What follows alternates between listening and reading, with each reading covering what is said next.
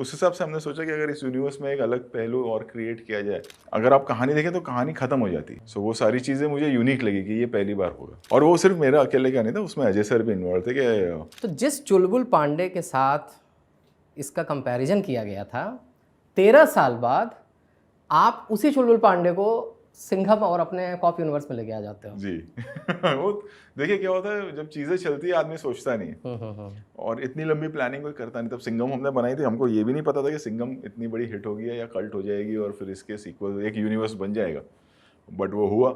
और अब भी नहीं सोचा था कि ऐसा कुछ करेंगे। जब शुरू की तब उससे पहले बातें हुआ करती थी, जब भी मिलना होता था सलमान सर से के चुलबुल और दबंग, अपना चुलबुल और सिंघम अगर साथ में आए तो क्या होगा, ये बात मतलब आज 5-6 साल से चली आ रही थी। तो उस हिसाब से हमने सोचा कि अगर इस यूनिवर्स में एक अलग पहलू और क्रिएट किया जाए, सो ऑडियंस को interest, it will be interesting जब हम लिखेंगे और करेंगे। वक्त है अभी उसके लिए ऑब्वियसली, बट ये फिल्म में मोस्टली अगर आप देखें जो कैरेक्टर्स हैं वो इसलिए क्योंकि वो स्प्रेड आउट कहाँ होंगे, ये उनका इंट्रोडक्टरी ये है इस फिल्म में। इट्स नॉट कि पूरी फिल्म उन पर है, बट जो पहले के कैरेक्टर्स है वो तो हैं, बट जो नए आ रहे हैं उनके साथ अब कहानी कहाँ आगे बढ़ेगी, तो हमने वो एक सीड, सबके सीडिंग है बेसिकली। राइट। सीडिंग के लिए सबको छोड़ा हुआ है। राइट। तो अभी मिशन चुलबुल पांडे और सिंघम जो है, इसमें अभी वक्त है। वक्त है, अभी वक्त है।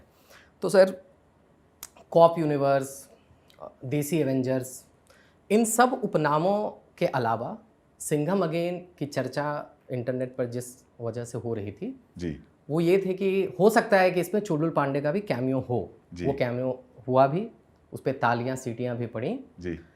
लेकिन आपको लगता है कि सलमान खान साहब के साथ अभी जो पर्सनल लाइफ में जो चीज़ें हो रही हैं या जो भी सिक्योरिटी इश्यूज हैं, अगर ये नहीं होती तो उनका कैमियो और भी बेटर तरीके से शूट या एग्जीक्यूट हो सकता था? नहीं, ऐसा कुछ नहीं है। ये एक टीज है, वरना रोलिंग टाइटल में आते ही नहीं कैरेक्टर, और ये हमेशा से ऐसी था। मतलब क्योंकि अगर आप कहानी देखें तो कहानी खत्म हो जाती है जब क्लाइमैक्स होता है, तो ऐसा कोई हम उसको वहाँ और कोई तरीके से नहीं ला सकते थे, और ना ही हम लाना चाह रहे थे। इट्स जस्ट अ टीज के now he is also there in this universe, वैसा। जैसे आपने बताया कि आप इंट्रोड्यूस कर रहे हो बेसिकली। हाँ, बस वैसे ही था हमेशा से। ओके। आपने एक और किरदार को इंट्रोड्यूस किया, लेडी सिंघम जी। लेकिन मैं आपसे ये पूछना चाहता हूँ कि उस लेडी सिंघम यानी जो दीपिका का जो कैरेक्टर है, आपको नहीं लगता है कि कैरेक्टर के हिसाब से उसका नाम लेडी सिंघम से ज़्यादा लेडी सिम्बा होना चाहिए था? नहीं, लेडी सिंघम हमेशा से, क्योंकि देखिए क्या है, जो मेल कैरेक्टर था वो हमेशा सिनोनिमस रहेगा, कितनी भी फिल्में बन जाए सिंघम से, जितनी भी कॉप यूनिवर्स बन जाए। तो अगर एक वुमेन ओरिएंटेड फिल्म बन रही है या वुमेन कॉप आ रही है, तो वो फर्स्ट जो प्रोटैगनिस्ट है सिंघम, उससे ही कनेक्ट होना चाहिए, ना ही के सेकंड से। क्योंकि सिंघम वो ऐसा है ना, ब्रांड बन गया, बिहार का सिंघम, यूपी का सिंघम, जी, एमपी का सिंघम, बिल्कुल। तो इसीलिए। ओके सर, सिंघम अगेन में रामायण का एंगल डालने का आइडिया कहाँ से क्लिक किया? ये क्षितिज पटवर्धन जो हमारे राइटर हैं, स्टोरी राइटर हैं, ये उनका आइडिया था, ये मेरा आइडिया था ही नहीं। और वो लेके आई है कॉन्सेप्ट कि अगर ऐसा करें तो उनके पास एक बेसिक कहानी थी वैसी, और मोर देन रामायण ये था कि जहाँ जहाँ ये घटना घटी है, अगर हम वो बच्चों को दिखाएं और ऑडियंस को, वो कभी नहीं आए।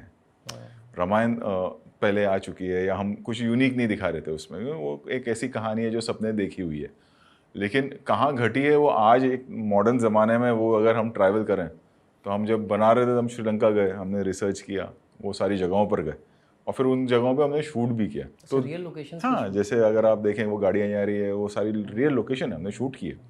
वो सीता जी का मंदिर जो है, हाँ, वो रियल शूट किया हुआ है सारा। अच्छा।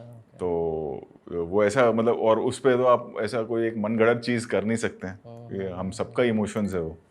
सो वो सारी चीज़ें मुझे यूनिक लगी कि ये पहली बार होगा, एंड दैट्स वाई मैं फिर जो उसने कहानी लिखी थी उस पर हमने अपना एक पूरा एक यूनिवर्स क्रिएट किया। नहीं, बिल्कुल। तो आप ना कन्विक्शन वाले डायरेक्टर हो कि आपको जिस चीज़ में बिलीव होता है आप वो दिखाते हो, और ऑडियंस पकड़ नहीं पाती है कि अरे यार ये क्या था, उसको बहुत सालों के बाद जब उसको पढ़ा जाता है। जैसे एक एग्जांपल मैं आपको देना चाहता हूँ जी।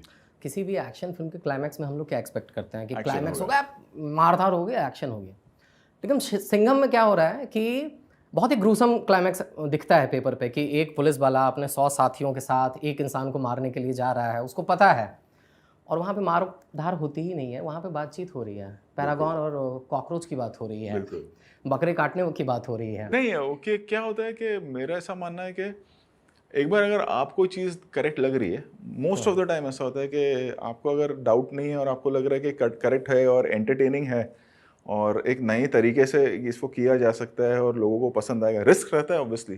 जैसे हमने ये पहला ड्राफ्ट नहीं था क्लाइमैक्स का। ओके। जैसे ओरिजिनल अगर आप सिंघम देखें जो साउथ में सूर्य सर ने की थी, तो वो अलग ही थी, अलग टेंजेंट पर निकल जाती है। तो हमने ऐसा नहीं कि पहले ड्राफ्ट में एक्शन नहीं लिखा था, उसके कई ड्राफ्ट्स है कि उसको ये कर दिया गया है, रेजिग्नेशन आ गया है, ट्रांसफ़र ऑर्डर आ गया है, ये वहाँ जा रहा है और वहाँ पर इस पर रास्ते में अटैक होता है before he joins the duty. तो ऐसे बहुत सारे वर्जन लिखते लिखते फिर वो ऐसा हो रहा था कि नहीं मज़ा नहीं आ रहा यार, और एक एक्शन कर लेंगे, करेंगे करेंगे करते करते करते फिर ये एक हमने ड्राफ्ट लिखा और फिर वो ऐसा लगा कि हाँ ये सही है, और फिर हमने वैसे शूट किया। तो वो ये फर्स्ट ड्राफ्ट नहीं था। अच्छा। कि फिल्म का मतलब राइटिंग के वक्त एक 8वें या 10वें ड्राफ्ट में ये सीन आया। आपने सर बताया कि 8 या 10 ड्राफ्ट आपने इसका लिखा था, तो इससे पहले आप कॉमेडी फिल्म बना रहे थे सर। जी। उसके कितने ड्राफ्ट्स लिखे जाते थे और जब आपने ऑल द बेस्ट का क्लाइमैक्स, ऑल द बेस्ट के क्लाइमैक्स का 14 ड्राफ्ट है। ओह। ऑल द बेस्ट का क्लाइमैक्स करीबन करीबन 20 से 21 दिन लगे थे, और तभी हम भी ग्रो कर रहे थे। मतलब आज ऑल द बेस्ट कल्ट लगती है, तब मेरे लिए वो एक नॉर्मल फिल्म थी गोलमाल 3 और गोलमाल रिटर्न्स के बीच की। आज वो बन गई है, आज इतने साल बन गए तो उसका एक ऑरा बन गया है, लोग बात करते हैं ऑल द बेस्ट की। तब एक सिंपल फिल्म थी हमारे लिए, एक दो घरों की कहानी, एक घर में एक आदमी को भाड़े पे ढूंढू जस्ट चिल संजय मिश्रा। अगर आप देखें तो मेकिंग वाइज भी एक सिंपल फिल्म हमने बनाई थी कि एक 60-70 दिन में एक फिल्म बनाते हैं। उसमें हमने थोड़ी सी पैडिंग कर दी थी, बिगनिंग में एक कार रेस थी, फिर एक बड़ा गाना कर लिया था। अदरवाइज वो एक बहुत सिंपल फिल्म थी। तो सिंपल फिल्म में जॉनी लीवर विलन है, अब जॉनी लीवर संजय दत्त और अजय देवगन उनको जॉनी भाई डराने आए, तो क्या हो सकता है। तो वो लिखते उसमें हमें बहुत मेहनत लगी थी। एक ड्राफ्ट मुझे अभी भी 21-22 दिन लगे थे, 14 ड्राफ्ट ओके हुआ था उसका भी। आप जितनी सरलता से कह रहे हैं कि ये बहुत ही सिंपल फिल्म थी, मेरे को लगता नहीं है कि ये सिंपल फिल्म बनाते वक्त थी, क्योंकि ये फिल्म आप लोग मार्च में शुरू करने वाले थे, फिर ये डिले होते होते आप लोगों ने डेट अनाउंस कर दिया था दिवाली के लिए जी। एंड देन कुछ कुछ चीज़ें ऐसी हुई कि फिल्म डिले होती चली गई। और उसमें एक मेरे को वाकया याद आता है कि एक रात अजय देवगन साहब को फरदीन खान फ़ोन करते हैं और बोलते हैं कि मुझे आप फिल्म से निकाल दो, करेक्ट, मेरे पिताजी की तबीयत ख़राब है, लेकिन आप उनकी वजह से बोलते नहीं तू फिल्म में रहेगा, फिल्म डिले होनी है तो हो जाए। एग्जैक्टली वो हुआ था। और वो सिर्फ मेरा अकेले का नहीं था, उसमें अजय सर भी इन्वॉल्व थे कि फिरोज़ खान साहब की तबीयत बहुत ख़राब हो गई थी। एंड मतलब वो एक स्टेज आ जाता है जब डॉक्टर ही जवाब दे देते हैं, वो स्टेज पे थे। So it was a serious issue and then Fardeen called up के ऐसा ऐसा है, एंड मतलब डॉक्टर ने जवाब दे दिए, बट आई डोंट नो कि मतलब क्या होगा मेरे साथ आगे या फिरोज साहब के साथ। सो आप you all go ahead, and then we were like कि नहीं वील वेट। तो हम रुके रहे, मतलब जब होगी तब होगी ऐसा। मतलब बीच में ये भी हो गया था कोई और कहानी पे काम करते हैं या कोई और फिल्म बना लेते हैं, बट फिर काफ़ी डिले हुई वो फिल्म। आई थिंक हम लोगों ने मई एंड या जून में शूटिंग शुरू की उसकी फॉर दिवाली रिलीज़। और उस वक्त एक अलग प्रेशर भी था कि गोवा में बेस्ड थी फिल्म, तो बारिश शुरू हो जाती। तो बट ऊपर वाले ने साथ दिया। मुझे आज भी याद है कि हमने शूटिंग में निकला जब उसके मई में मुग्धा कोट से थी फिल्म में, एक्सीडेंट हो गया था और हम लोग बाय रोड पूरी टीम जा रही थी ऐसे ही मस्ती करते हुए गोवा। तो मुझे आज भी याद है हम लोग शाम को, मैं पंजिम क्रॉस करके जा रहा था साउथ गोवा में इंटरकॉन होटल जहाँ हम शूट करते हैं। तो 6-6:30 बजे का वक्त था, तो मुझे अजय सर का फ़ोन आया कि तू कहाँ है, कहाँ पहुँचा। मैं पंजिम क्रॉस कर रहा हूँ, 1 घंटे में पहुँच जाऊँगा, गाड़ी साइड में रख। गाड़ी साइड में रख तो मैं समझ गया कि कुछ गड़बड़ है। तो मैंने साइड में रुकी, पूरा कारवां जो हमारा था सब साइड में रुक गए। हाँ, मुग्धा पूना से आ रही थी फ्लाइट पकड़ना, एक्सीडेंट हो गया उसका और नेक में उसको मार लगी है। तो मैं क्या करेंगे। तो फिर हमने सीन्स ऊपर नीचे किए। फिर हमारा ये था कि नहीं चेंज तो नहीं करना है, मतलब वो थोड़ा सा ऑड लगता है। तो एंड लकीली फिर वो ये था कि डॉक्टर्स ने बोला कि 1 हफ्ते का rest and she can start shooting, but उनको वो था नेक में पट्टा था, तो वो बेचारी उतारती थी, शॉट देती थी, फिर पहन लेती थी, वैसा था। एंड करते करते वो मई एंड हो गया था, बारिश आने वाली थी। एंड मुझे आज भी याद है कि हमने कुछ पहले जितने गाने वाने आउटडोर का पोर्शन हमने ख़त्म किया, और ख़त्म करके जब गोवा का शेड्यूल ख़त्म हो रहा था, होते 23 जुलाई 24 जुलाई तक बारिश नहीं गिरी। तो होता है ना कभी कभी नीयत साफ हो तो ऊपर वाला भी साथ देता है, वैसा हुआ। और फिर वो बन गई और फिर वो कल्ट हो गई। आज लोग सब बात करते हैं उस फिल्म की, तब हमने नहीं सोचा था। लास्ट तक रुके हो, मतलब क्लिप आपको इंटरेस्टिंग लगी, तो subscribe to digital commentary clips.